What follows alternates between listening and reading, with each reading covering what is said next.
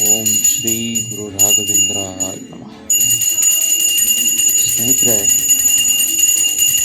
ಈ ಒಂದು ಸಂದರ್ಶನದ ವಿಡಿಯೋ ನಿಮ್ಗೆ ಯಾಕೆ ಇವತ್ತು ಮಾಡ್ತಾ ಇದ್ದೀನಿ ಅಂದರೆ,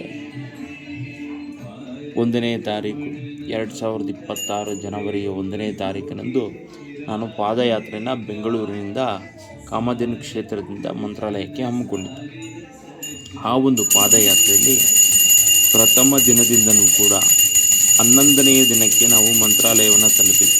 11ನೇ ದಿನದವರೆಗೂ ಕೂಡ ಯಾವ ಒಂದು ಸಂಕಷ್ಟ ಇಲ್ಲದಂತೆ, ತೊಂದರೆ ಇಲ್ಲದಂತೆ,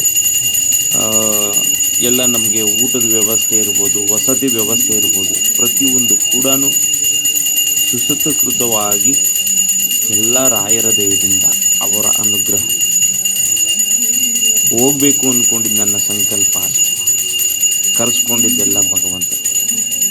ಈ 11 ದಿನಗಳ ನಮ್ಮ ಪ್ರಯಾಣ ಇತ್ತಲ್ಲ, ಜೀವನದಲ್ಲೇ ಎಂದೂ ಮರೆಯಲಾಗದಂಥ ಸಂಗತಿ. ಮೊದಲನೆಯ ದಿನ ನಾವು ಬೆಂಗಳೂರಿನ ಕಾಮಧೇನು ಕ್ಷೇತ್ರದಿಂದ ಹೊರಟು ದಾಬಸ್ಪೇಟೆ ಹಾಲ್ಟ್ ಆಗ್ತೀವಿ. 2ನೇ ದಿನ ದಾಬಸ್ಪೇಟೆಯಿಂದ ತುಮಕೂರು, ಹಾಗೆ ಹಂತವಾಗಿ ತುಮಕೂರಿಂದ ಶಿರಾಯಿಂದ ಹಿರಿಯೂರು, ಹಿರಿಯೂರಿಂದ ಚಳ್ಳಕೆರೆಯಿಂದ ಬಳ್ಳಾರಿಯಿಂದ ಆಲೂರಿಂದ ಆದೋನಿ, ಹಾಗೆ ನಾವು ಪ್ರಯಾಣ ಮಾಡ್ತಾ ಆದೋನಿಯಿಂದ 2 ದಿನಕ್ಕೆ ನಾವು ಮಂತ್ರಾಲಯನ ತಲುಪಿದೆ. ಈ ಒಂದು ಜಾಗದ ನಾವು ಪ್ರಯಾಣ ಮಾಡುವಾಗ ಸಾಕಷ್ಟು ಭಕ್ತಾದಿಗಳು, ಸಿಕ್ಕಂಥ ಜನ ಹಲವಾರು, ಅವರು ಮುಡುಪು ಕೊಟ್ಟಂಥ ಕಾಣಿಕೆ, ಅವರು ತೋರಿಸಂಥ ಪ್ರೀತಿ, ರಾಯರ ಮೇಲೆ ಇಟ್ಟಂಥ ಅವರ ಅಪಾರವಾದ ಭಕ್ತಿ, ನಂಬಿಕೆ. ಎಲ್ಲೋದ್ರೂ ಟಿಫನ್ ಸೆಂಟ್ರ್ ನೋಡಿ, ರಾಘವೇಂದ್ರ ಟಿಫನ್ ಸೆಂಟರ್, ಅಥವಾ ಒಂದು ಕಾಫಿ ಬ್ರೇಕ್ ಇಟ್ಕೊಳ್ಳಿ, ರಾಘವೇಂದ್ರ ಟೀ ಕಾಫಿ ಸ್ಟಾಲ್ ಅಂತನೋ, ಅಥವಾ ಅಲ್ಲಿರೋ ರಾಯರ ಭಕ್ತರಾಗೇ ಇರ್ತಾರೆ.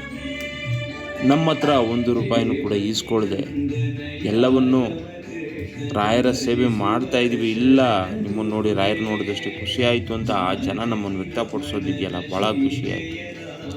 ಜೀವನದಲ್ಲಿ ಈ ರೀತಿ ಒಂದು ಯಾತ್ರೆ ಮಾಡಿದ್ದು ನಮ್ಮ ಪುಣ್ಯ ಅಂತಲೇ ನಾನಂತ ತಿಳ್ಕೊಂಡಿದ್ದೀನಿ. ರಾಯರನ್ನು ನಂಬಿ ನೋಡಿ, ನಂಬಿ ಕೆಟ್ಟವರಿಲ್ಲವೋ ಮನುಜ, ಶ್ರೀ ಗುರುಗಳ ನಂಬಾದೆ ಕೆಡುವರಿಲ್ಲವೋ. ಅದಕ್ಕೆ ಸತ್ಯ ನಿದರ್ಶನ ಕಲಿಯುಗದ ಕಾಮಧೇನು ಕಲ್ಪವೃಕ್ಷ ಶ್ರೀ ಗುರು ರಾಯರ ಮೇಲೆ ಇರುವಂಥ ಭಕ್ತಿ. ಮತ್ತೊಂದು ಬಾರಿ ಪ್ರಯತ್ನಿಸಿ ನೋಡು. ಈ ಬಾರಿ ಸಮಯ ನಿನಗಾಗಿ ಕಾಯುತ್ತಿರಬಹುದು.